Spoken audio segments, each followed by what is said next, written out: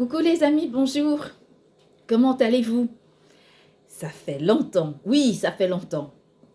Oui, ça fait quelques jours parce que je suis en train de faire la couture. Et, donc, j'essaye de... Je voulais faire une vidéo il y a quelques jours et je n'y arrivais pas. Je faisais n'importe comment, je ne trouvais pas le temps. Mais vous voyez que là, j'ai du temps pour vous faire cette vidéo. Vous voyez, j'écris. En fait, j'ai préparé plusieurs sujets que je voulais exposer avec vous, que je voulais voir avec vous. Mais voilà, je n'ai pas pu avoir du temps. C'est pas de ma faute. Je fais de la couture en ce moment. Oui, je fais la couture. Je fais encore la couture. Je couds pour moi, je couds des vêtements parce que, comme vous savez, je n'achète pas les vêtements au supermarché. Moi, je suis la meilleure consommatrice. Vous savez, en France, la plus grande consommatrice française, c'est moi. Vous savez pourquoi? Parce que j'achète mon mari. En plus, attendez, je vais vous raconter quelque chose mais incroyable. J'achète mon tissu, vous savez où? Marché Saint-Pierre, en bas de Montmartre. C'est pas donné, non? Bon, écoutez, je n'achète pas les tissus très chers. N'allez pas croire que je prends du Mohair, je sais pas, du Super 100 ou encore, je n'en sais rien. J'en sais rien. Bah, tous ces beaux tissus de la viscose, la soie, un tissu avec la laine Shetland. Non, non, non, non, pas du tout. Je prends pas tous ces tissus magnifiques. Hein. Je prends des coupons parce que je ne sais pas si vous connaissez ce que c'est les coupons. En fait, vous savez sur les rouleaux de tissu, quand ils vendent le tissu au mètre, en fait, il reste des coupes. Donc, ces coupes-là, ça s'appelle des coupons. Donc, ils savent que, bon, très souvent, ils ne vont pas couper. S'ils recoupent, ils ne vendront pas. Donc, ils revendent les coupons. Donc, moi, j'achète les coupons. Je vais toujours, je guette. Quand je trouve les coupons, je les achète. Quand je peux les acheter et quand je ne trouve pas et quand je ne peux pas les acheter, je ne les achète pas. Donc, c'est exactement ce que je voulais vous dire ce matin, mes amis. Bon, alors, comment va-t-on dire? Vous m'avez manqué. Vous m'avez manqué. C'est vrai en plus. C'est vrai, c'est la vérité. Et je sais que vous vous fichez, hein, que je vous dise que vous me manquez ou pas. Ce que vous voulez savoir, c'est exactement ce que je dois dire. Et je pense que vous avez tout à fait raison. Ça, ce n'est pas un problème. Donc, on va attaquer avec le vif du sujet. Donc, aujourd'hui, j'avais envie de vous parler de plusieurs sujets, comme je vous ai annoncé. Mais nous allons débuter par la tour de Babel. La tour de Babel, c'est quoi? C'est cette tour-là que, en fait, vous connaissez l'histoire de la tour de Babel, où les Hébreux avaient construit la tour de Babel, ils étaient unis, ils avaient tout... en fait, ils avaient fait une très très grande cité, une belle tour qui allait jusqu'au ciel, et ils s'étaient confortés dans cette approche, et ils étaient restés au même endroit. Bien sûr, ils avaient une doctrine, naturellement. Ils avaient envie de vivre ensemble. Et ce n'est pas parce qu'ils étaient méchants, ou encore parce qu'ils étaient mauvais, ou encore parce qu'ils étaient... que Dieu les a dispersés. Naturellement, que comme la plupart du temps, les personnes font ce qui n'est pas bien, et on peut comprendre, les enfants de Dieu ne sont pas forcément tous parfaits. Ça, c'est une réalité. Ils ne sont pas parfaits. Et à partir du moment où ils ne le sont pas, ben, on n'y peut rien. Il faut simplement qu'ils s'améliorent avec le temps pour devenir des meilleures personnes, pour devenir des personnes qu'elles ont envie d'être. Parce que le but, ce n'est pas de devenir une meilleure personne, mais c'est de devenir ce qu'on a envie d'être. Comment voudrait-on qu'on nous regarde? C'est ce que je disais tantôt. Ne croyez pas qu'on vous verra comme vous ne l'êtes pas. On ne verra que ce que vous renvoyez. C'est comme moi, quand je suis dans mes délires. Naturellement, les gens me voient tel que je suis. Mais en même temps, voilà, ce n'est pas que je néglige les avis des gens. J'essaye de changer, de m'améliorer positivement pour devenir toujours une meilleure personne pour vous. Alors, qu'est-ce que je voulais vous dire sur la tour de Babel? C'est que, vous voyez, je vais prendre l'exemple de la diplomatie, parce que la diplomatie est la formule la plus exacte avec laquelle je peux parler je peux expliquer les fondements de la tour de Babel tels que Papa Yahvé notre Dieu m'a expliqué. Alors, c'est vraiment, quand vous avez un gouvernement, dans vos gouvernements, vous avez plusieurs ministères. Et sur ces ministères-là, chaque ministère est attitré à un rôle. Il existe également le ministre des Affaires étrangères qui, en fait, collecte toutes les données internes pour les diffuser à un niveau beaucoup plus large. Ça veut dire que quand il se rend dans un pays, il ne parle pas que des richesses naturelles. Il aborde toutes les questions de son pays, les problèmes diplomatiques, les problèmes internes, des histoires de son pays pour collaborer avec, en fait, pour créer une collaboration beaucoup plus saine, plus lisse, plus simple. Et d'ailleurs, nous allons comprendre que c'est exactement la même chose. C'est-à-dire quand on dit ministre des Affaires étrangères, les gens peuvent se dire, ah oui, d'accord, c'est un ministre. Bon, non, mais c'est comme vous. Quand vous arrivez chez quelqu'un, vous abordez tous les sujets, vous parlez des sujets, je sais pas, des sujets qui vous intéressent. C'est exactement la même chose. Alors, les Hébreux, il faut que vous sachiez quelque chose, et c'est très très important, étaient à leur tour les ministres de Dieu. Et quand on est ministre de Dieu, on ne doit pas rester, c'est-à-dire que les ministres des Affaires étrangères, on ne doit pas rester sur place. On doit partir diffuser la bonne nouvelle. On doit partir expliquer au monde entier comment ça se passe. Parce que ne croyons pas qu'aujourd'hui, nous avons Facebook, tous ces réseaux sociaux, Instagram, YouTube, en fait, tous ces réseaux sociaux, n'allons pas penser qu'à l'époque, c'était comme ça. Il n'y avait pas WhatsApp, il n'y avait pas Viber, il n'y avait pas Imo, il n'y avait pas... voilà, tous ces réseaux sociaux n'existaient pas. L'universalisme n'avait pas atteint ce niveau. On sait très bien que les fondements du journalisme nous rappellent que à l'époque, même le journalisme de base avait été créé par le bouche à bouche et par des effets sonores. C'est-à-dire que quand le journaliste avait des nouvelles à raconter, à expliquer, à dire au peuple, il venait, il se tenait à un endroit et il frappait sur un tam-tam ou encore sur un objet sonore.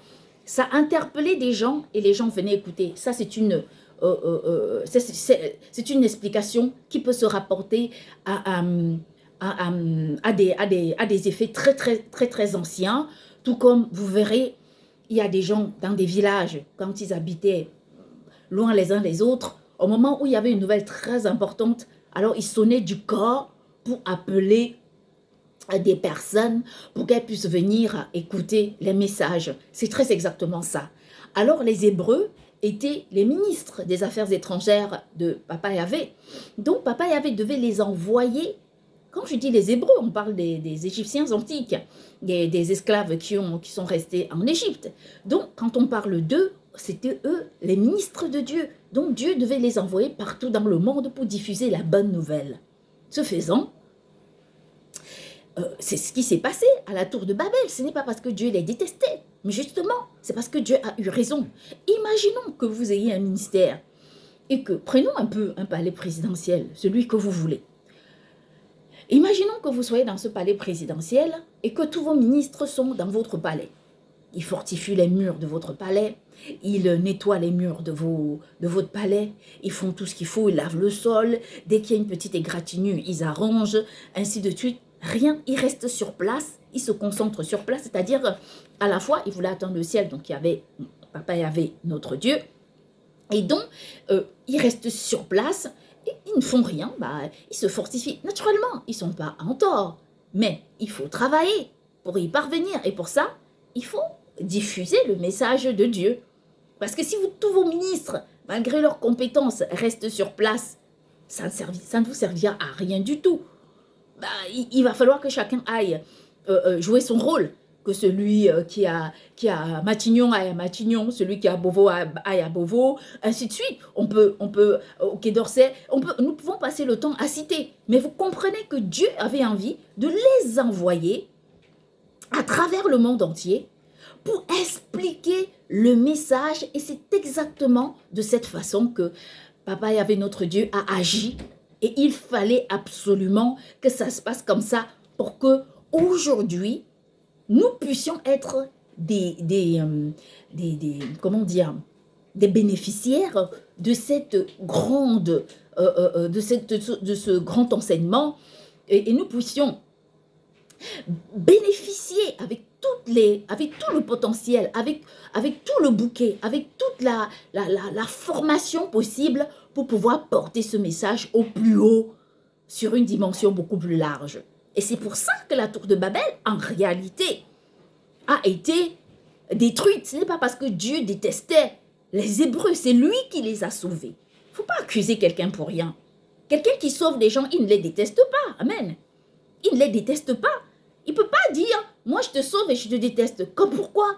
S'il te sauve, c'est que il a un plan pour toi. C'est qu'il t'aime et que tu te confortes dans ton approche et tu regardes. Aie confiance, travaille sur toi. Nettoie ton corps. Sois comme tu es. Et éveille ton esprit. Enlève les mauvaises choses autour de toi. Suis la loi. Respecte la région et tu verras que Dieu viendra à ta réponse. Papa Yahvé n'abandonne pas ses enfants.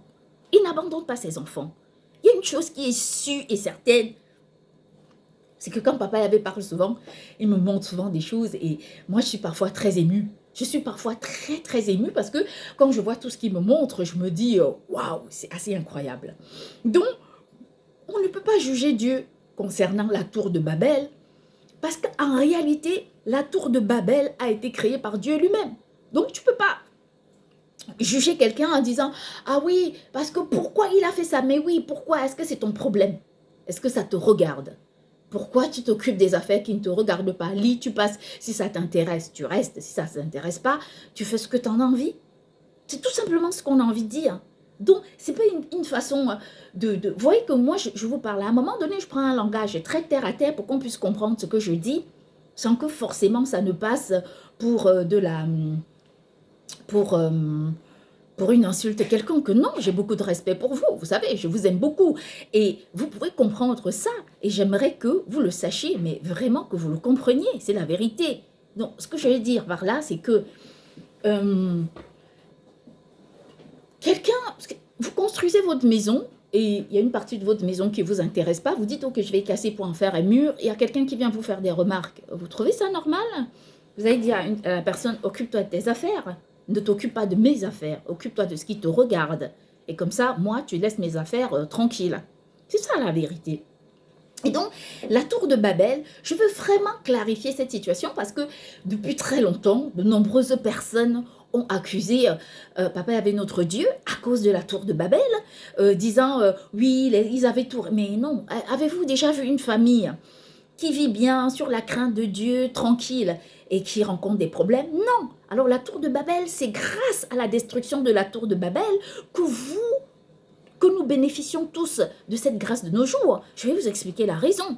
C'est qu'au moment où la tour de Babel se produit, les événements se produisent, mais c'est tout simplement parce que Dieu a envie que le message soit diffusé à une échelle beaucoup plus grande. Et donc, quand on prend l'exemple de l'apôtre Paul, ou encore avant l'apôtre Paul, prenons l'exemple d'un prophète qui a beaucoup, qui a énormément, qui s'est beaucoup déplacé. Bon, on ne va pas prendre les prophètes, les prophètes de la Bible. Bon, celui qui s'est un peu beaucoup plus déplacé, ça a été Jonas, Élie, des prophètes comme ça, mais prenons celui que vous connaissez le plus, c'est Jésus. Jésus, vous savez, c'est quelqu'un qui partait de ville en ville. Et l'histoire nous enseigne que Jésus, quand il arrivait dans une ville, en effet, il arrivait des moments où ses disciples cueillaient des grains ou des choses comme ça. Mais ce n'est pas ça dont il est question. C'est une façon de dire qu'on ne peut pas diffuser le message de Dieu en le séquestrant, parce que Dieu lui-même veut que son message soit diffusé à une échelle beaucoup plus importante. Et c'est pour cette raison que quand la tour de Babel se construit, pourquoi Dieu les laisse construire? Papa Yahvé est lent à la colère. Parce qu'il se dit, à la fois, il est dubitatif. Ce n'est pas qu'il est dubitatif, il sait. Il a de la peine pour eux, ils sont très motivés. Bon, papa avait les laisse construire. Je ne sais pas, tel que je le connais, il sait que l'être humain, parfois, se noie dans ses propres passions. Et donc, qu'est-ce qu'il fait? Il dit, construisez. Je vais voir comment vous allez réagir. Mais s'ils construisent, ils restent tous sur place au lieu d'œuvrer pour la mission qui était la leur. Alors, qu'est-ce que fait papa avec notre Dieu? Bah, naturellement, il prend une décision juste.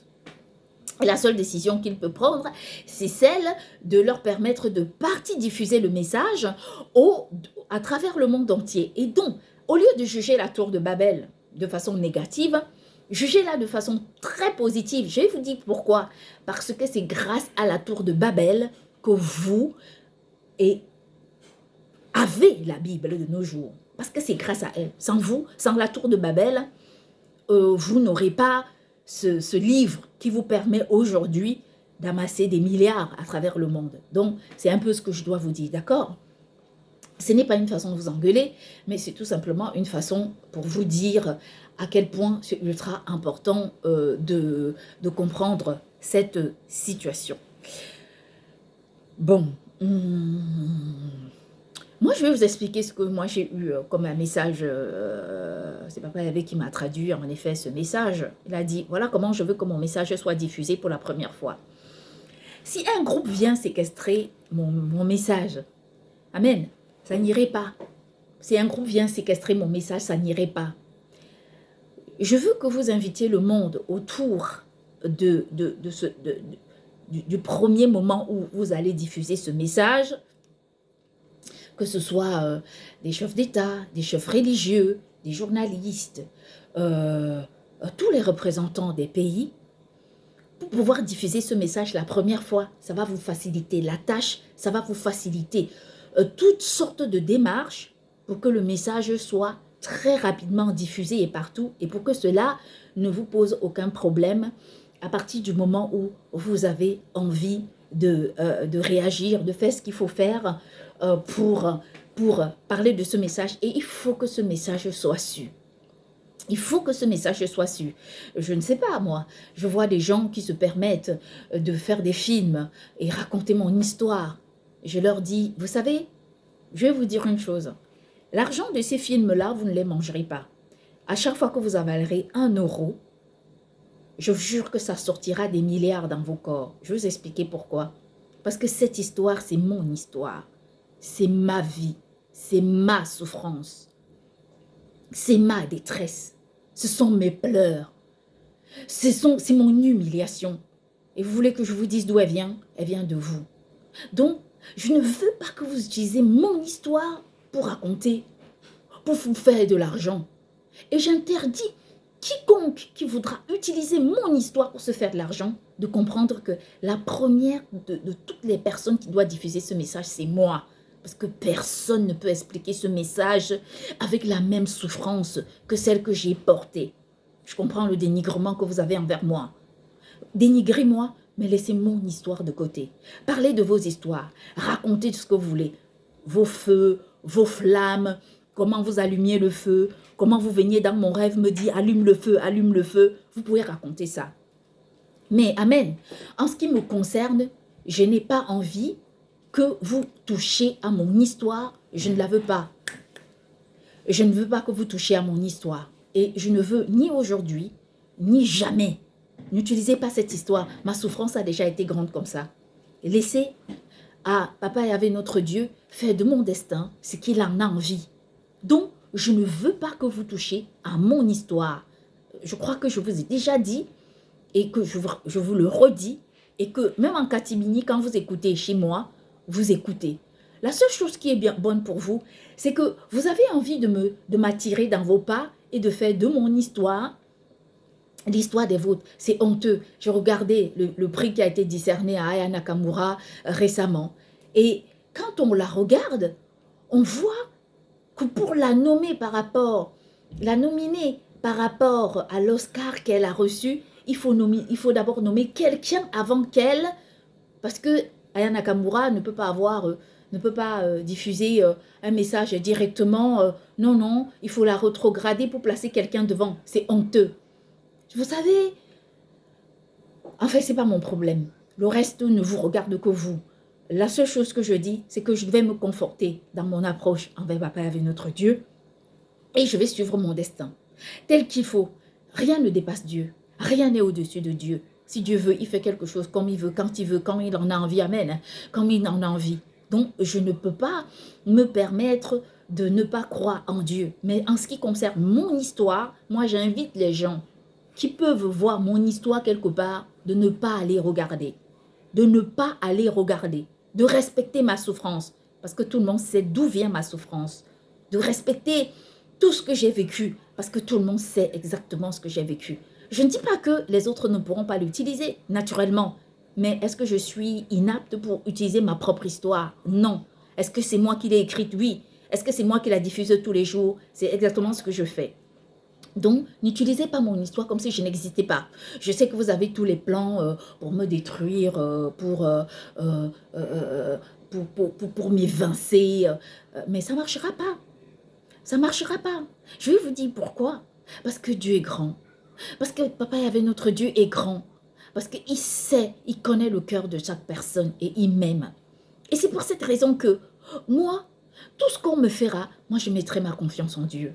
Je mets ma confiance en Dieu. Je connais les insultes, les humiliations et tout ça, mais n'utilisez pas mon histoire pour vous faire de l'argent. Je veux vous rassurer, non seulement c'est vraiment immoral, mais en plus c'est méchant. C'est très méchant. C'est ultra méchant de détester quelqu'un et d'utiliser son histoire pour vous faire de l'argent. Utilisez votre part d'histoire. Parlez du feu, parlez de la fumée, parlez des gris-gris. Moi, le reste, n'utilisez pas mon histoire. C'est tout ce que je voulais vous dire. Voilà. Et donc, par rapport à cette histoire dont Papa Yahvé nous parle, pour diffuser son message, il ne faut pas séquestrer. Il faut, et je crois que quand Papa Yahvé m'a révélé cela, ça a été dans un esprit d'une très grande bonté vis-à-vis des gens. Je sais que parmi vous, tout le monde ne me déteste pas. Je le sais. Il y en a qui m'aiment beaucoup, qui sont même étonnés de se dire, mais pourquoi les gens détestent Amen. Pourquoi les gens détestent cette jeune femme? Mais, il y en a parmi vous qui veulent me détruire, absolument. Mais je sais, je connais les gens qui m'aiment beaucoup. Je les connais. Et je vais leur dire que moi aussi, je les aime. Et que la situation est telle que cette période est très chaotique et très difficile. Et que moi, je me sens séquestrée, je me sens coincée, je n'ai pas de possibilité. Et il y a des choses que sur ma page Facebook, je peux faire et certaines choses que je ne peux pas faire. Je ne peux pas. Parce que déjà, premièrement, il faut savoir que c'est une page sur laquelle je diffuse le message de Dieu. Donc, il faut comprendre que il y a des choses que je ne peux même pas faire. C'est-à-dire que pour moi, les réseaux sociaux sont là pour regarder, liker, écrire un petit message. Mais je suis restreinte au niveau à la fois au niveau de la responsabilité qui est la mienne et au niveau moral de devoir faire certaines choses. Donc, je regarde. Moi, je vois tout ce que je vois sur mes pages. Et parfois, je like, parfois pas. Mais ce n'est pas pour autant que je peux pas répondre. Je peux pas réagir. Voilà, c'est comme ça. Ce n'est pas pour être méchante, mais c'est aussi parce que ma page, parce que je travaille sur ma page. Vous voyez que je diffuse ce message, mais c'est un message qui concerne Papa Yahvé. Donc, il y a des choses que je peux faire. Et il faut savoir que je connais le nombre de personnes qui regardent mes pages. En fait, je connais, j'imagine. Donc, sur cette parenthèse qui a été très, très longue, c'était pour dire ça et pour interpeller toutes les personnes qui ont été concernées par ce message, d'ouvrir leur cœur, d'écouter ce message et d'entendre. Ce n'est pas une question de succès. Si c'était le succès, je vais vous dire ce qui va se passer. Moi, je me greffe à un groupe et ce groupe-là, il va, quoi qu'il en soit, même de façon individuelle, il doit créer ce message à un niveau et vous serez au courant. Mais si tout le monde en est concerné, si vous en venez à vous dire, oui, nous sommes tous enfants de Dieu, alors à partir de là, ce message sera perçu avec une grande ampleur et ça nous simplifiera la vie. Parce que quand Papa avait m'expliqué, il s'est dit, je veux bien que un jour, que tu te greffes à un groupe et que tu passes à une chaîne télé. Naturellement, c'est le pays qui est concerné. On ne te verra pas nulle part, même si c'est diffusé en boucle sur La même chaîne, ça ne changera rien, ça ne changera jamais.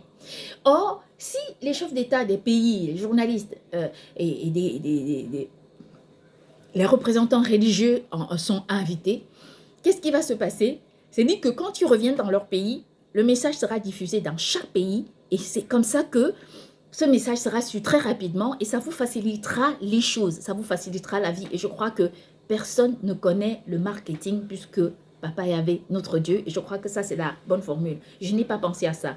Je n'ai pas réfléchi, amen. Moi, je n'ai pas pensé à ça. La seule chose que j'ai faite, ça a été de penser. Ça a été de... Comment dire non, c'est pas ce que je vais dire. Ça a été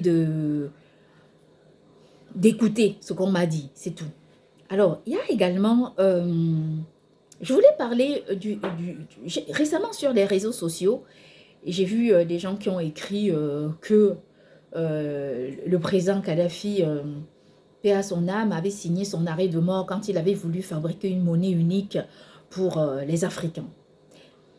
Bon, disons que le président Kadhafi n'a pas réussi, mais aujourd'hui, il y a des monnaies qui sont fabriquées dans l'AES. Ce n'est pas de ça que je vais parler. Les gens, il y a des gens qui transforment mes paroles. Il y a des gens qui n'écoutent pas du tout ce que je dis. En fait, elles sont tellement axées sur les minutes, les secondes, les ceci et les cela que ça en devient désastreux. Il faut arrêter de se focaliser sur ces minutes, ces secondes. Il faut se libérer de tout ça. Parce que quand vous commencez à vous y immiscer, en fait, vous ne vous en sortez pas. Parfois, je l'ai fait, pas forcément parce que je l'ai fait, c'est que je suis tombée dessus par mesure de survie. Et il ne faut pas se focaliser dans toutes ces conneries. Ce sont des conneries. Les gens qui l'ont fait, les ont fait. Ça n'a jamais changé. Les plans de Dieu se passent exactement comme ça devrait se passer. Ils ont beau utiliser les numéros et dire, tu me donnes la carte avec la fille dessus, tu me donnes ton truc, je vais te donner ça. Ça ne marche pas. Le temps de Dieu, c'est le temps de Dieu. Lui, il n'a pas à jouer ou encore à passer les numéros. Tous les numéros, c'est Papa Yahvé notre Dieu qui les a créés. Donc, à partir de là, il n'a pas besoin qu'on lui dise ce que oui ou non il a à faire, ce dont il a à faire ou pas. En fait, bref, c'était pour vous dire ça. Et donc, récemment en Europe, l'Union européenne a emprunté plus de 7 000 milliards, je crois que c'est ça, à la banque centrale, je crois que c'est ça, la banque centrale. Oui, en fait, sur les marchés financiers. Voilà, c'est ça, plutôt ça, sur les marchés financiers. Mais c'est de l'argent. Ce sera bien imprimé. Donc, si je parle l'Afrique, où est le problème? Où est le problème si je parle l'Afrique? Est-ce que je parle l'Afrique parce que je privilégie l'Afrique? Mais non. Vous savez, Dieu nous donne exactement ce qu'il a envie de nous donner. Vous écrivez un livre, parfois vous avez un titre. Bon. Moi, Dieu a vu ma façon d'aimer les gens. J'aimais tout le monde. Un jour, j'ai eu un ami qui m'a dit, mais Karine, toi, tu aimes tout le monde. Comment tu fais pour aimer tout le monde? Je dis parce que les gens, on va les aimer. Encore plus fort qu'elles n'imaginent. Parce que quand tu donnes l'amour, tu reçois l'amour. Parce que quand tu aimes les gens, ce n'est jamais perdu. Parce que quand tu démontres ta sincérité aux gens, tu leur montres ton cœur, tu leur expliques, ils peuvent douter. Elles peuvent douter, mais elles finiront quand même par te croire parce que c'est exactement ça. Quand on donne l'amour, ce n'est jamais perdu. C'est pour cette raison que parfois on donne l'amour au point d'être ridicule. Mais il faut le faire. On est ridicule jusqu'au moment où on donne ce qu'on peut donner au maximum jusqu'au jour où on ne donne plus. Et le jour qu'on ne donnera plus, on ne donnera plus jamais. C'est exactement ça. On ne donnera plus jamais parce qu'on a tant donné. L'amour, c'est donner et recevoir. En effet, c'est tout ce que je dois vous dire concernant ces problèmes d'argent. Il ne faut pas venir m'accuser disant, oui, elle veut sauver l'Afrique. Je vous rassure que si moi, je pouvais sauver l'Afrique, je le ferais. Je le ferais. Si je pouvais porter l'Afrique et le mettre en flambeau pour qu'il sauve ce monde de la perdition dans laquelle tout le monde en est trempé, je le ferais. J'espère, et moi je vais vous dire la vérité, que nous n'allons pas se retrouver dans une autre tour de Babel. Parce que si on se retrouve dans la tour de Babel, je vous rassure que ce sera très compliqué pour tout le monde. Moi, je vous rassure que moi, j'aimerais être mieux que ça. Je ne veux pas me retrouver dans une histoire où on dit tout le monde est dans le péché, tout le monde, on doit punir tout le monde. Non, ce n'est pas ce qu'il faut. Donc, j'ai terminé sur sur ce sujet. Et donc, nous allons aborder le sujet de tous ces costumes que vous mettez, ces tissus que vous achetez et que vous cousez, vous savez, des tissus rouges, noirs, des couleurs comme ça qui font que vous les portez. Vous savez, vous portez parfois des tissus. J'ai pas un tissu, mais je vais voir si je trouve un peu. Je vais prendre ça, c'est un petit sac dans lequel je mets mon maquillage. Donc, vous prenez des tissus, vous mettez sur votre tête.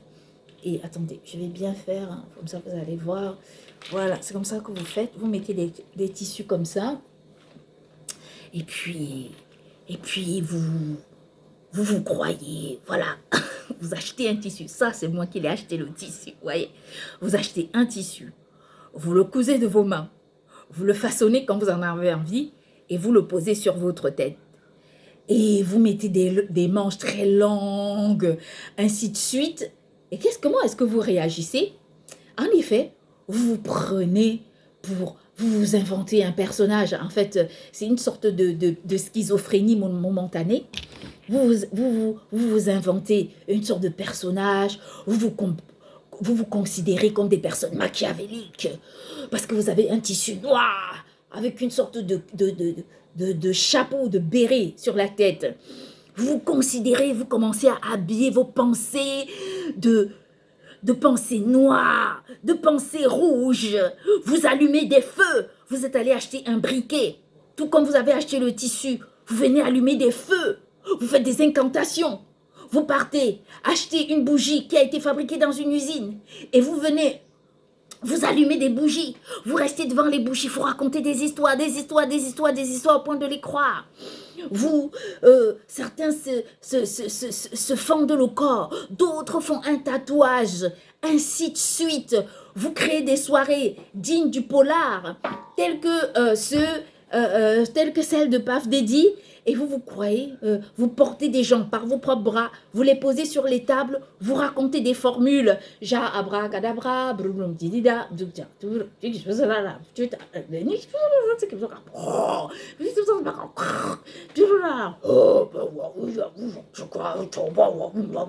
voyez, des choses comme ça, c'est nul. Moi-même, je suis en train de le faire. Sinon, on change de formule si vous en avez envie, mais on ne veut pas y passer la vie. Vous voyez ce que je veux dire? C'est que le tissu, c'est vous qui l'achetez. Le briquet, c'est vous qui l'achetez. La bougie, c'est vous qui l'achetez. Vous achetez tout ça dans une seule, fabriqué dans une usine. Vous voyez, c'est ça même la question de l'idolâtrie. C'est ça le problème que les gens n'arrivent pas à comprendre avec l'idolâtrie, et on a beau expliquer. Les gens ne nous comprennent pas. Ce tissu, vous l'avez acheté sur un marché, comme moi-même j'achète mes tissus au marché Saint-Pierre. Vous achetez un tissu, vous achetez une bougie, vous achetez un briquet et vous venez à la maison, vous l'allumez et vous pensez que grâce au tissu que vous avez cousu, vous avez mis sur votre corps et à vos mains que vous tenez pour louer une bougie allumée, qu'en effet, ces choses peuvent influencer sur votre vie. Non, ce qui influence sur votre vie, je vais vous dire ce qui se passe. C'est vraiment ce moment précis où c'est l'état mental que vous inculquez, en fait, qui pose un problème. À partir de là, vous créez une schizophrénie, en fait, une folie passagère. Parce que les fous ne sont pas simplement ceux qui sont dans des maisons de fous. On appelle en France, il y a un endroit où on appelle la Candélie. Ce ne sont pas simplement les fous, ne sont pas forcément fous. On met des gens à ces endroits alors qu'ils n'ont pas de problème. Mais les vrais fous, ce sont ces personnes, ces fous et ces folles, sont ces personnes qui mettent des tissus bizarres sur leur corps et qui se montrent et qui se prennent pour des gens, en effet, qui sont différents d'autres. Je veux dire pourquoi vous n'êtes pas différents. Et ça, c'est la vérité. Vous n'êtes pas différents, pourquoi? Parce que le soir, une fois que vous avez porté ce tissu, vous vous déshabillez pour vous laver. Vous prenez une douche. Vous prenez une douche. Et quand vous prenez cette douche, comment vous vous retrouvez? Nu-corps. Exactement comme vos parents vous ont mis au monde. Souvenez-vous toujours de ce moment. Quand vous portez ces tissus sur vous. Le soir, vous arrivez avec votre robe de naissance, c'est-à-dire complètement nue, sans aucun vêtement. Et c'est ça qui est important à comprendre. Il ne s'agit pas de vous insulter. mais de vous interpeller sur l'idée même qui vous détruit en disant qu'on est capable de vivre en dehors de tout ça. Moi, j'ai vécu... C'est-à-dire que moi, l'idolâtrie dans ma vie n'existe même pas. Alors, je dis n'existe pas. Moi, la seule personne que j'adore, c'est Papa avec notre Dieu. C'est la seule personne. Et donc, je ne peux pas me permettre, sincèrement, je ne peux pas me permettre de me chosifier au point de ne pas me tenir à une hauteur beaucoup plus élevée, tout simplement à cause d'un morceau de tissu qui est fabriqué dans une usine.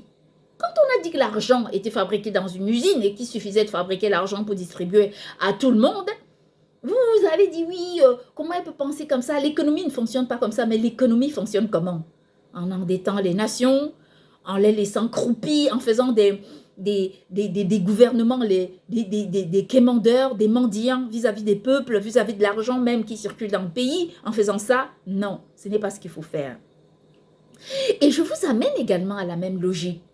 Vous pouvez acheter un tissu, en faire ce que vous voulez. Est-ce que Dieu vient vous demander des comptes? Non, mais ne vous en faites pas, parce qu'à un moment donné, quand Dieu trouve que vous n'êtes pas dans l'évolution, lui aussi, il tourne le dos. Parce que notre Dieu, il n'est pas là pour perdre son temps. Il est là pour que les gens évoluent. Il est là pour que les gens progressent.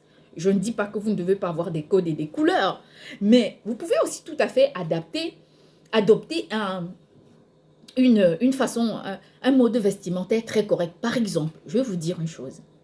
Il est interdit dans la Bible de porter un vêtement qui a été cousu avec une couleur de fil différente.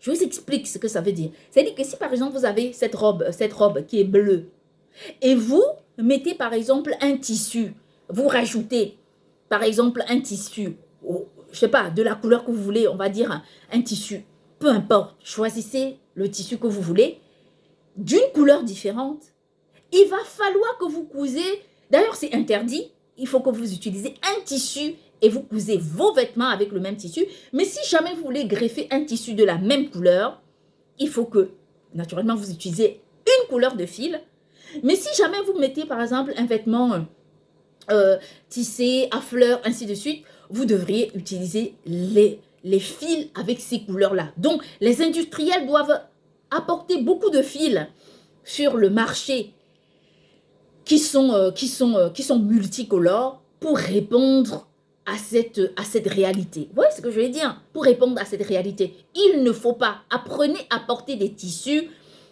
unis. Et quand vous portez des tissus unis ou fleuris, mais faites ce que vous voulez, quand vous savez que en Afrique, il existait de la broderie ou la teinture. La teinture a toujours existé, de façon traditionnelle même. La teinture a toujours existé. Ma grand-mère, on l'avait je ne vais pas vous expliquer, ce sera un peu trop long. En fait, c'est mon arrière-grand-mère, la maman de ma grand-mère. En fait, elle se teignait les cheveux. Elle se teignait les cheveux. On appelait ça le peu. Le peu, c'est elle se teignait les cheveux en rouge. En fait, c'est pas rouge, mais c'est une sorte de brique, couleur brique. Elle se teignait les cheveux, c'était la beauté des femmes à cette époque. C'était pas vraiment rouge, c'était une sorte de teinture qui tendait sur un blond un peu plus nacré ou quelque chose comme ça. En fait, bref, non, mais c'est un peu plus rouge, plutôt. Il faut plutôt brique. Voilà, je vais dire ça. C'est plutôt brique. Ma grand-mère, mon arrière-grand-mère, en fait, c'est ce que me disait ma grand-mère, elle se teignait les cheveux comme ça. Et ça faisait partie de la beauté. À l'époque, on voit bien dans les pays, aujourd'hui, dans les pays arabes, où les femmes, pendant les mariages, mettent des jolis aînés, elles sont magnifiques, ainsi de suite. La broderie a toujours existé, mais la broderie existe sur une partie du vêtement. Donc, la broderie, on fait de la broderie.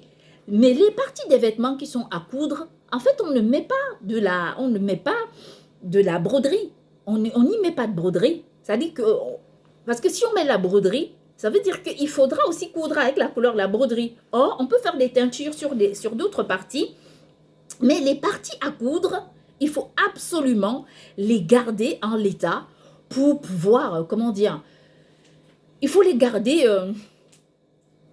tels qu'ils sont pour respecter les codes divins. Ce n'est pas très compliqué. Les codes divins sont très faciles à respecter. Néanmoins, il faut être capable d'être à l'écoute. C'est pour ça qu'il faut lire les livres de la loi. Relire, lire, et comprendre que c'est comme un code pénal. C'est-à-dire que le livre de la loi, c'est comme un code pénal. On te dit, papa avait dit, tu ne feras pas ci. Alors ça veut dire que tu dois mettre en exécution de ne pas faire ou de faire. C'est exactement comme ça. Donc, c'est ce que nous devons comprendre. Voilà. C'est ce que nous devons comprendre sur ce sujet et savoir que tout ce qu'on fait, d'ailleurs même que tout est externe à l'être humain. Tout, Dieu a fait quelque chose qu'on vienne au monde. On vient au monde sans nom. Même si on nous donne un nom dans le ventre, parfois quand on donne un nom, l'enfant naît, on change de nom par rapport aux circonstances. Il y a eu la tempête, il y a eu la pluie, il a trop neigé, ainsi de suite. Non. Donc, quand les enfants viennent au monde, ils viennent sans nom. Ils viennent sans vêtements. Donc, papa a voulu que tout soit externe à notre corps. Il fut un temps où les anciens ne s'habillaient pas. Parfois, ils mettaient juste, ils se couvraient juste les parties intimes. Ils ne s'habillaient pas. Naturellement que l'habit est venu après, ce qui est bien, on est content. Mais on voit encore aujourd'hui des peuples comme les peuples pygmées, qui sont des gens que si on ne partait pas détruire leur biodiversité et leur tranquillité, leur sphère d'habitat, c'est que ce sont des personnes qui vivent très longtemps. Pourtant, ces personnes vivent nues, en pleine forêt, avec tous les moustiques qu'on peut avoir, mais ce sont des personnes qui vivent très très longtemps. Donc, nous pouvons savoir que toutes ces histoires sont des histoires assez incroyables. C'est comme moi, je vous raconte une anecdote sur moi-même. Tout le monde m'appelle à la maison ma chérie. Tout le monde m'appelle ma chérie. Pourquoi? Parce que ma chérie, c'est mon petit nom. Alors, au moment où j'ai grandi, à un moment donné, j'ai posé la question à maman. Enfin, je parlais avec maman et maman me dit, « Ah, tu sais, je t'ai donné ce nom parce que je veux que tu saches que c'est vraiment... c'est parce que je t'aime beaucoup que je t'ai donné ce nom. » Alors, j'étais tellement contente que maman me dise ça. C'est bien que... vraiment, c'était assez incroyable. Alors, tout le monde m'appelait ma chérie. Au village, tout le monde m'appelait ma chérie. Parce que non seulement je porte le nom de ma grand-mère, de la grand-mère de mon père, parce que c'est un honneur de donner le nom de sa grand-mère à sa fille. Et en plus, tout le monde m'appelait ma chérie. Alors, en parlant un jour avec mon père qui me dit aussi qu'il m'appelle ma chérie. Et donc, que c'est lui qui m'a donné ce surnom. Donc, j'étais tellement dépassée, au point où je me suis dit, bon, je ne veux pas entrer dans la logique. C'est pour vous dire que finalement, tous les petits sobriquets que nous avons, ce sont des choses qui sont externes à notre vie, malgré l'appréciation, ce sont des choses dans notre vie que nous les inculquons, que nous les acceptons, parce que au fur et à mesure que le monde évolue, les choses aussi se transforment. Sinon, à l'époque, dans les régions bamileke, les gens n'avaient pas de prénom. On donnait un nom et puis c'était tout. Et alors on t'appelait par exemple, si je vais prendre l'exemple d'une personne, on va dire on a tel enfant de tel, l'arrière-petit-fils de tel. Donc on t'appelait comme ça sur des générations. Et c'était ainsi de suite qu'on appelait des personnes. Et pour dire que ça ne sert à rien de vous focaliser sur des tissus que vous achetez dans les supermarchés. Ça ne sert à rien de vous mettre dans des états abjects ou encore dans des fautes ou encore dans des péchés.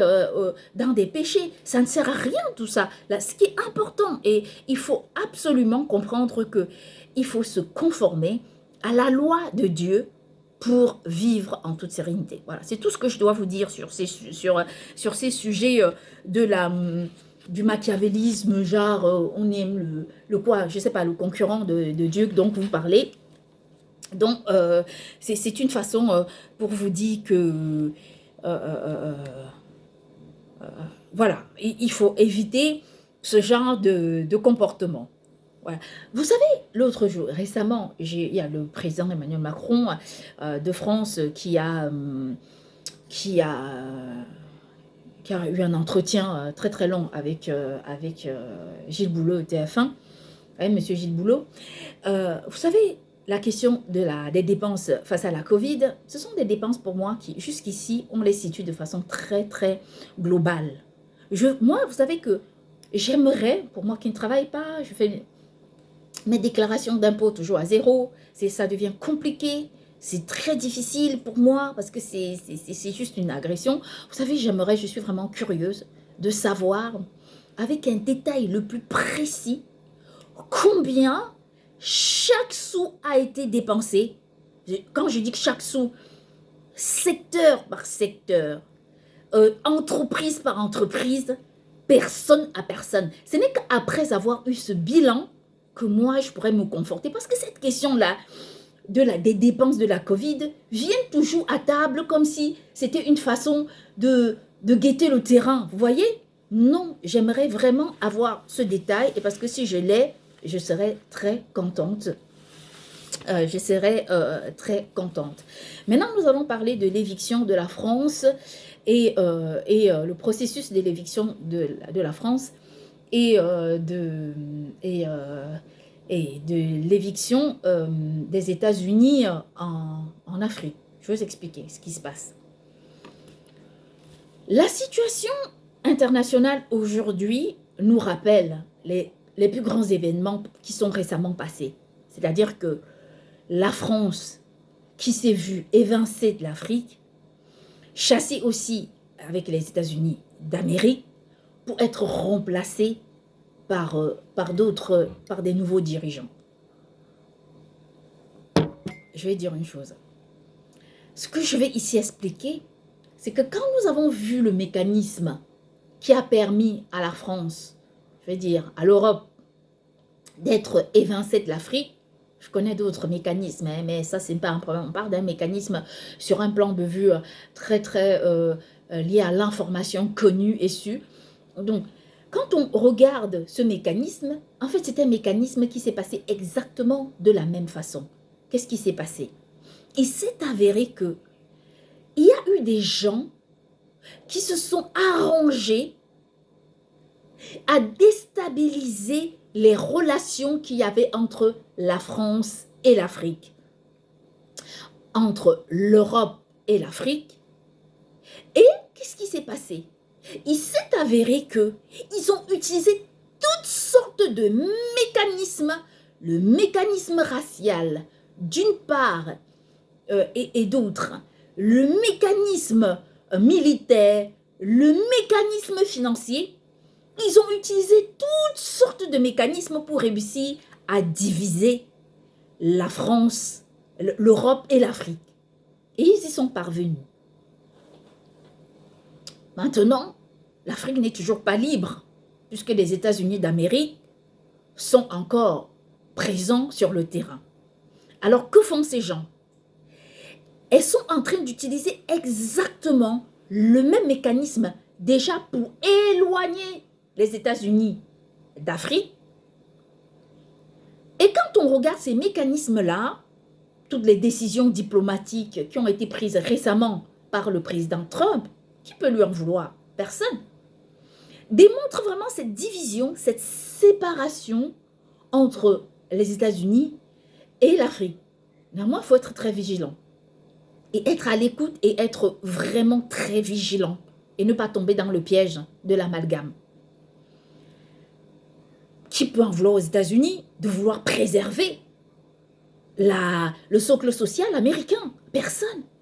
Nous défendons justement cette stabilité sociale avec la plus grande de toutes les ferveurs. Et notre rêve le plus fou, c'est celui de regarder comme ça un jour et d'apercevoir que tous les peuples de la terre sont tranquilles et que chacun peut vivre et ne pas subir ce que les enfants subissent en grandissant. Ce rejet dans une société qui ne les ignore, ce manque d'acceptation de leur propre famille, ces parents qui les rejettent et les enfants n'arrivent pas à comprendre les raisons, cette pauvreté qui s'accrue dans la vie des gens, la pauvreté morale, psychique, des schizophrénies momentanées telles que celles que nous citons ici. Et c'est exactement des problèmes familiaux que les gens rencontrent, des divorces de masse, ainsi de suite. Et c'est la raison pour laquelle le même mécanisme aujourd'hui est en train d'être mis en place parce que ça a réussi, en fait, entre guillemets, ça a réussi avec l'Afrique. Bon, bref, avec l'Afrique et l'Europe. Mais il va sans dire que c'est le même mécanisme aujourd'hui qui est en train d'être mis en place envers les États-Unis d'Amérique pour chasser les États-Unis d'Afrique. Je vais vous expliquer. Il ne s'agit pas de la question d'aide. Moi, je suis la première à me plaindre quand je vois les Américains qui dorment à la rue. J'étais la première à dire que je ne comprends pas pourquoi, que je ne comprenais pas certaines mesures politiques, certaines décisions politiques qui permettaient de protéger certaines personnes et de ne pas protéger les autochtones. Et nous appelons à ça, à cette prise de conscience généralisée pour que chaque peuple puisse se préserver déjà. Et nous saluons cette grandeur des États-Unis d'Amérique qui nous montre que le président Trump a démontré que chaque pays doit être capable de nourrir ses concitoyens, de travailler, de gagner de l'argent pour aider les siens. C'est une question qui est fondamentale dans la transformation du monde que nous sommes en train de créer et de mettre en place. C'est très important. Personne ne doit en vouloir au président Trump de se dire, moi je ne peux pas laisser les Américains qui dormir à la rue et donner l'argent aux Africains. Je ne suis pas africain. Néanmoins, il faut que cette politique ait une cohésion, qu'elle soit en cohérence avec la question diplomatique. Les États-Unis interviennent sur les États-Unis, mais doivent aussi laisser les pays africains intervenir sur leurs propres décisions. Pourquoi? Parce que on entend souvent, récemment, qu'est-ce qui se passe avec ce mécanisme de division de la chasse des États-Unis en Afrique? On renvoie les Afrikaners de l'Afrique. On les renvoie de l'Afrique du Sud, évoquant une question de délinquance ou de détestation partielle. Tout le monde sait et reconnaît que la question de la haine en Afrique du Sud et que la question de la délinquance est une question répandue qui crée de grands problèmes de partout et qui crée des divisions partout. Et c'est la raison pour laquelle il faut être en même de comprendre que nous devons être très vigilants en ce qui concerne ces divisions-là. Parce que la question de la délinquance sud-africaine, elle est connue de tous et de toutes. Il faut quand même reconnaître qu'il existe des millions d'Afrikaners. Ramener 49 Afrikaners aux États-Unis d'Amérique n'est pas simplement une question stratégique, mais c'est une provocation. Et ça, c'est inacceptable. Je vais vous expliquer. Ces Afrikaners, peut-être c'est une question très politisée. Vous savez, il y a des choses que je comprends et d'autres que je ne comprends pas. Seulement, si je vous dis ça, c'est parce que je suis tombée récemment sur un reportage, parce que je regarde souvent des documentaires, des reportages sur les pays. Il y avait une Afrikaners qui... non, c'était une ressortissante européenne qui était venue vivre en Afrique du Sud et ayant rencontré énormément de cambriolage, il fallait barricader les portes, ainsi de suite. Ils ont dû rapatrier. Elle a dû partir en Australie. Oui, je crois. Je crois même que c'était une Afrikaners. Il ne faut pas que je me trompe. Je crois que oui, c'était une Afrikaners. Et donc, elle a dû partir en Australie pour vivre, pour être tranquille. Mais ce qu'il y a, c'est que les Afrikaners doivent se situer. C'est-à-dire qu'ils ne vont pas passer le temps à voyager. Il faut qu'eux-mêmes décident de connaître où se trouve leur propre pays. Si leur pays, c'est l'Afrique du Sud, si leur pays, c'est le monde entier, ils ne vont pas aller partout dans les pays anglo-saxons pour y vivre. Néanmoins, restons sur la question fondamentale. Ce rapatriement, il est important, très politisé, je peux comprendre. Ça peut couvrir aussi d'autres explications que je ne connais pas. Si ce sont des explications qui sont favorables, je comprends, mais moi je vais prendre dans un contexte très globalisé pour expliquer cette situation. Qu'est-ce qui se passe?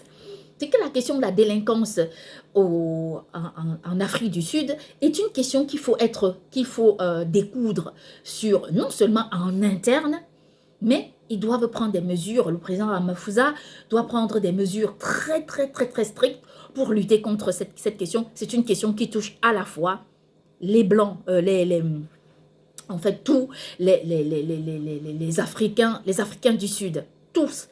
Y confondus, toutes les races confondues. Parce qu'à ça, il faut rajouter les métis. On ne sait pas d'où les métis vont aller.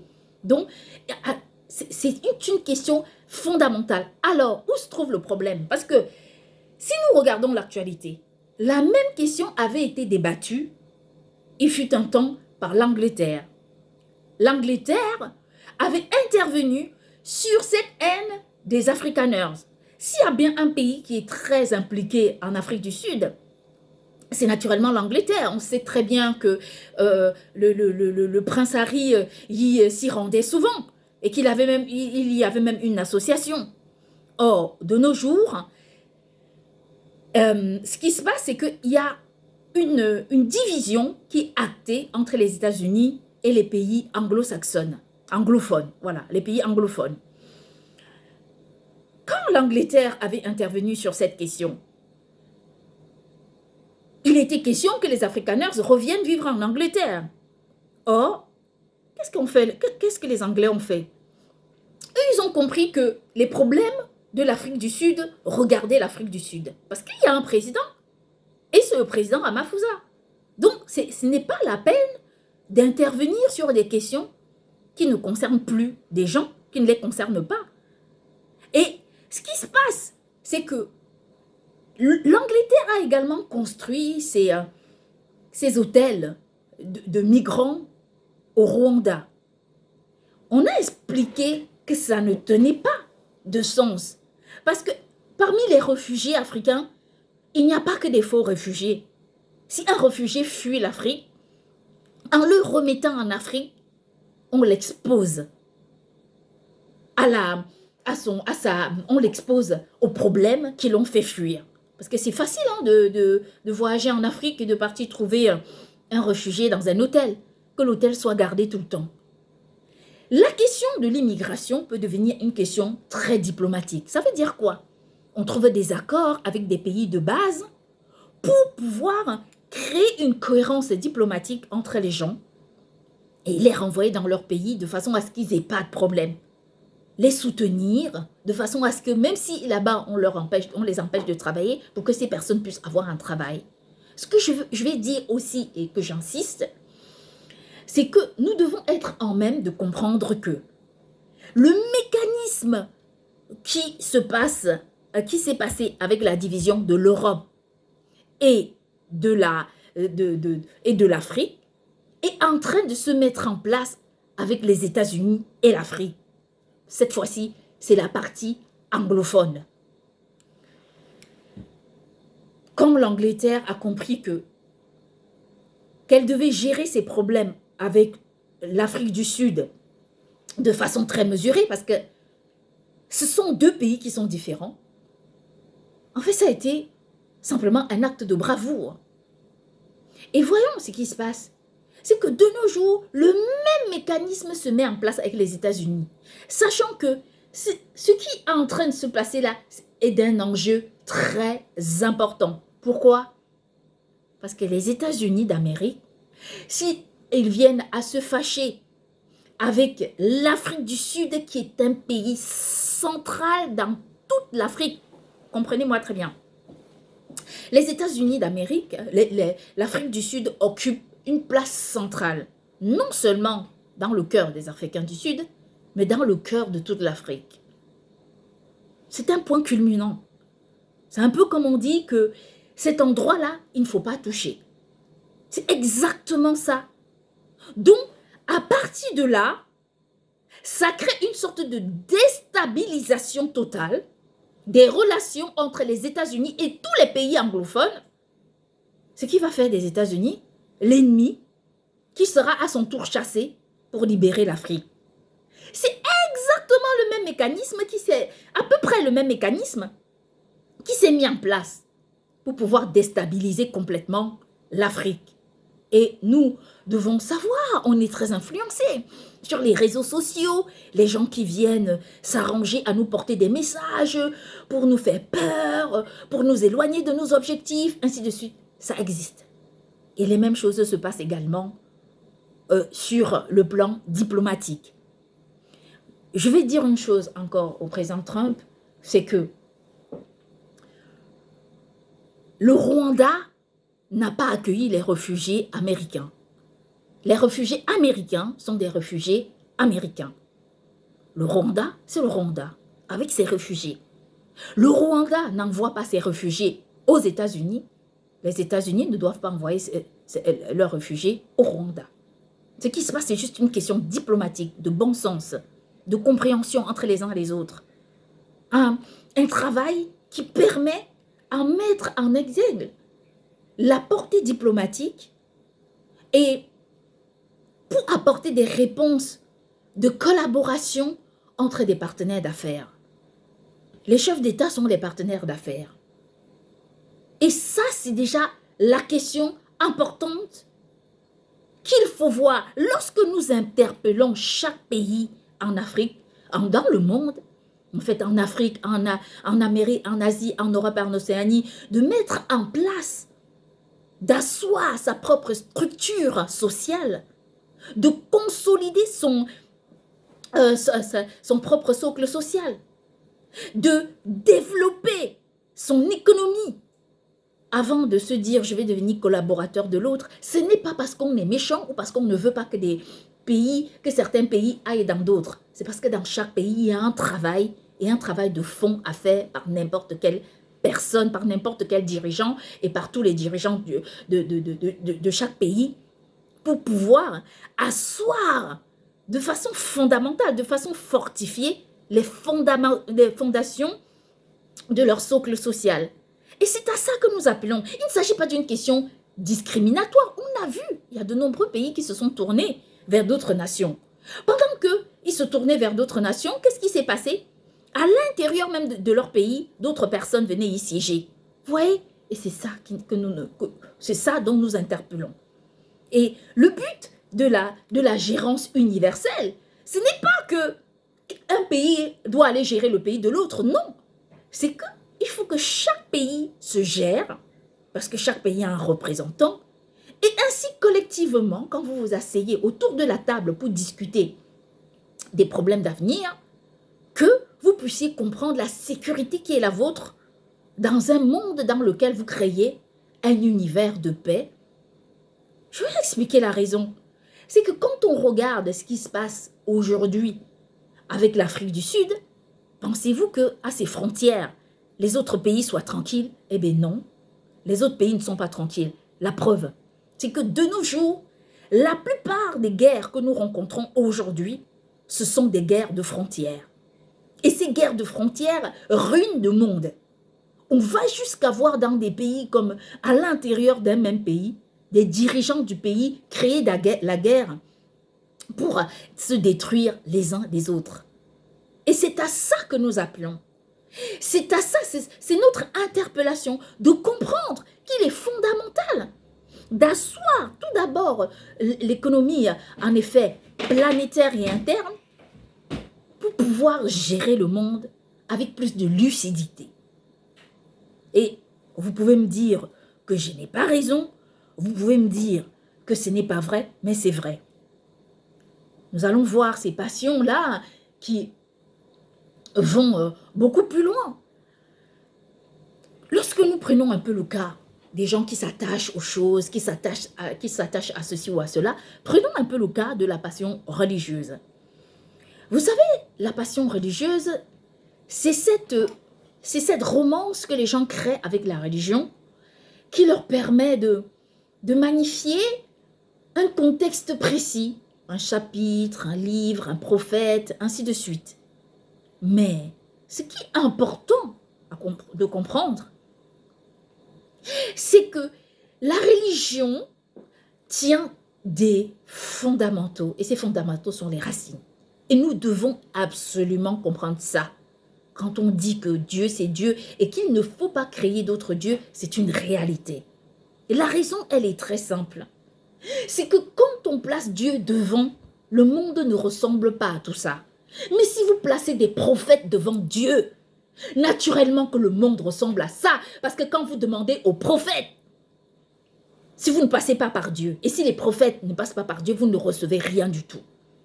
C'est pour cette raison que toutes les demandes que vous allez porter, il faut les porter à Dieu lui-même pour qu'il change la situation du monde.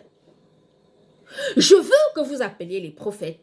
J'aimerais que vous fassiez appel aux prophètes, mais je veux que vous sachiez une chose, que les prophètes ne sont pas des dieux. Et que ce qui est important, c'est d'appeler Dieu lui-même au cœur de nos projets pour nous permettre de trouver la paix qui est la nôtre dans le monde. Vous savez, je vais vous expliquer une chose. Si vous voulez, faites comme vous en avez envie. Mais ce n'est pas parce que je vous trompe, mais c'est parce que je vous dis la vérité. Si nous appelons Dieu, il mettra son esprit dans notre cœur. Et vous verrez combien ce monde va changer.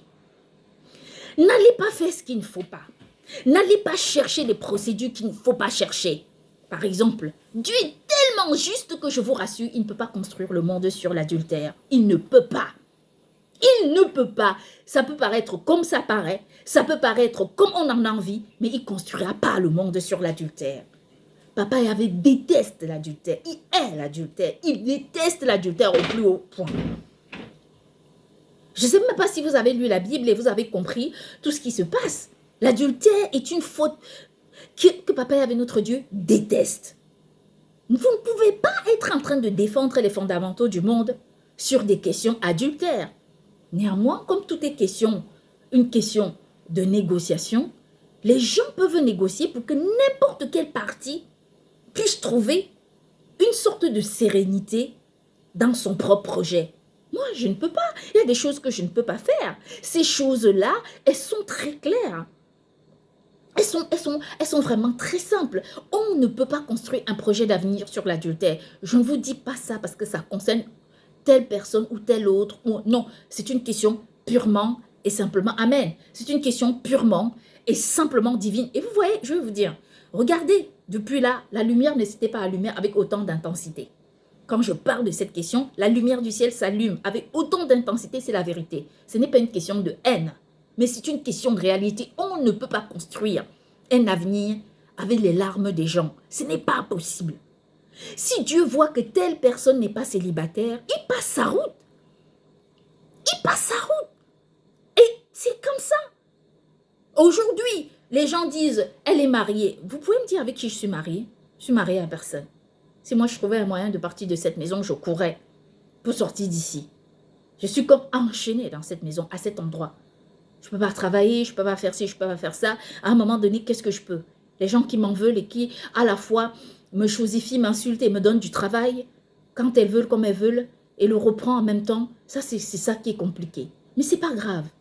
Moi, je reste à l'écoute et ne croyez pas que il y a des gens qui m'ont dit, oui, elle ne pense qu'à Dieu. Dieu ne peut pas lui donner du travail. Dieu m'a donné du travail. La preuve, je suis en train de travailler, oui ou non? Vous allez écouter cette vidéo, c'est un travail? Oui, c'est un travail. Combien j'en ai fait? Ça vous a aidé? Oui. Ça vous a permis de mieux comprendre les sujets de vos pays? Oui. Qui a ouvert les yeux sur la question sociale dans votre pays? C'est Dieu qui m'a donné ce message, qui m'a apporté ce message, qui a ouvert vos yeux sur votre situation financière, c'est Dieu. Sur votre situation économique, c'est Dieu. Et qui a apporté le message, c'est moi. Donc pour vous dire que c'est aussi le travail que je fais. J'ai un salaire? Non, j'ai pas un salaire. Dieu, cependant, est juste. Il ne peut pas construire le monde sur une question d'adultère. Je vous rassure, ce n'est pas bon. Ce n'est pas la haine. Ce n'est pas ceci. Parfois, papa est avec dans la grande souffrance de ses enfants. Il dit oui, bon. Mais quand il voit les comportements, lui-même comprend que ça ne va pas du tout et il n'accepte pas. Vous voyez, ça c'est une réalité. Ce n'est pas une question de personne. Ça n'a rien à voir avec une question de personne. C'est une question de fait. On ne peut pas construire l'avenir du monde sur une question d'adultère. Dieu déteste l'adultère. Dieu déteste l'adultère. Parce que comme Dieu dit, je suis un Dieu jaloux. Et quand il dit qu'il est un Dieu jaloux, c'est la vérité. Quand on va me dire, oui, la polygamie a toujours existé dans la Bible, mais quand on parle des plus grands patriarches de la Bible, prenons l'exemple d'Adam et Ève. Dieu lui-même, au moment de la création, a fabriqué un homme et une femme. C'est tout. Il n'a pas cherché à fabriquer ceci, cela. Non, il a fabriqué tout simplement Adam et Ève. Et c'est comme ça qu'il a fait. Il n'a pas voulu... Il aurait pu créer plusieurs femmes pour Adam. Mais non, il a créé une femme. Et c'est ça qui est réel. Et dans la Bible, on entend, quand on parle du prophète Noé, on entend que le prophète Noé avait sa femme et ses enfants. À chaque fois, chaque personne a une femme dans la Bible, que ce soit le prophète Abraham. Bien sûr que plus tard, il a une femme parce que sa femme lui donne lui donne sa femme, comment dire, sa servante. Mais ce que je dois vous dire par là, c'est qu'il faut absolument comprendre ça. Et c'est ultra important de comprendre qu'on ne peut pas construire le monde sur une question adultère. Quel est l'exemple que vous voulez donner? Pourtant, chaque partie peut s'entendre. Si les gens ont besoin d'aide, si les gens ont besoin d'un coup de main, on travaillera toujours pour Dieu. On aidera toujours les gens. Et ça, c'est qui est sûr. Et certain, ça se passera comme ça. Donc, parfois, Dieu nous dit, ça dit que notre voix à tous, ça dit que nous tous, nous avons porté cette voix et nous disons tous que c'est comme ça. Nous ne pouvons pas changer de contexte.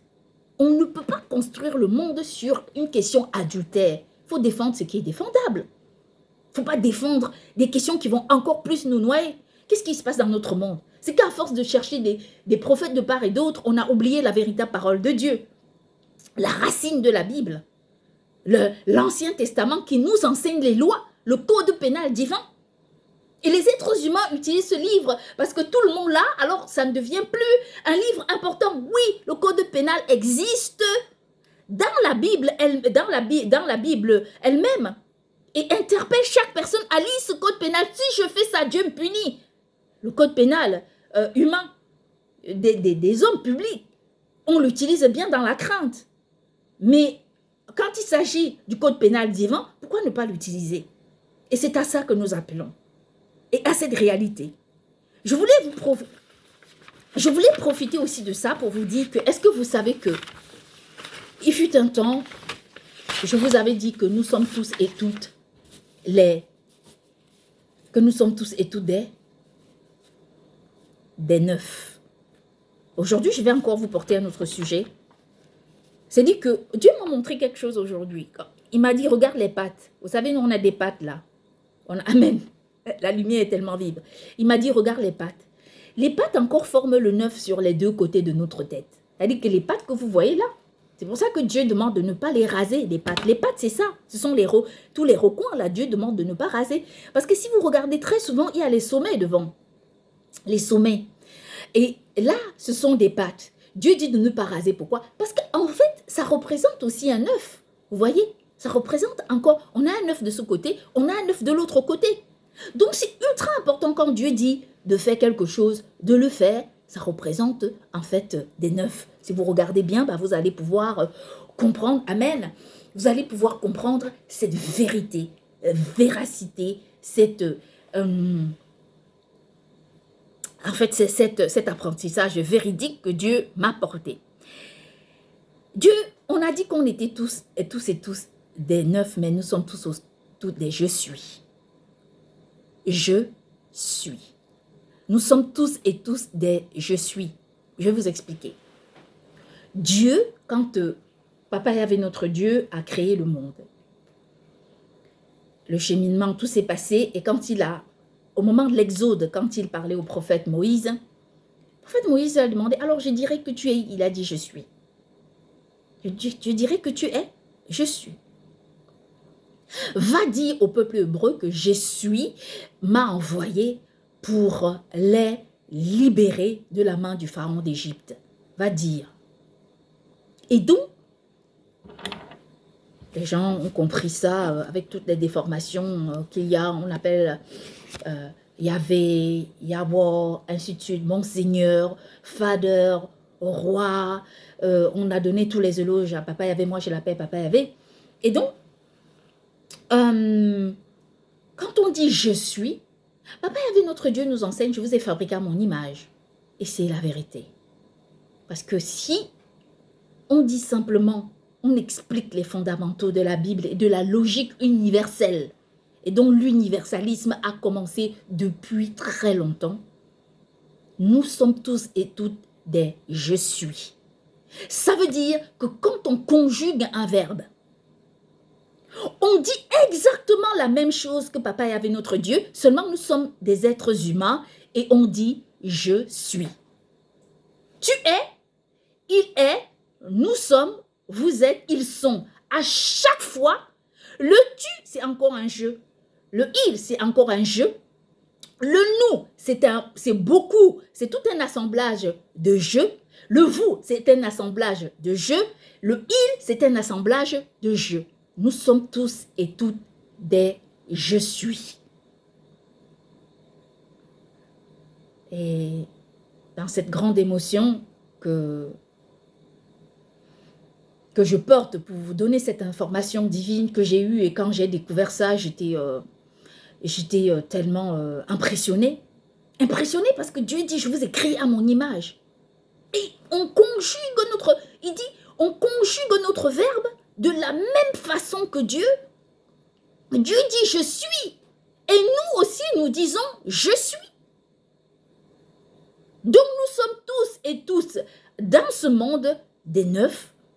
Et nous devons être en capacité de comprendre cela, de nous maintenir à ça, de chercher la vérité, la véracité, de nous focaliser sur la loi, le code pénal divin, afin de porter ce monde vers la véritable lumière, celle que je vois là, celle qui s'allume là, quand je suis devant cette vidéo.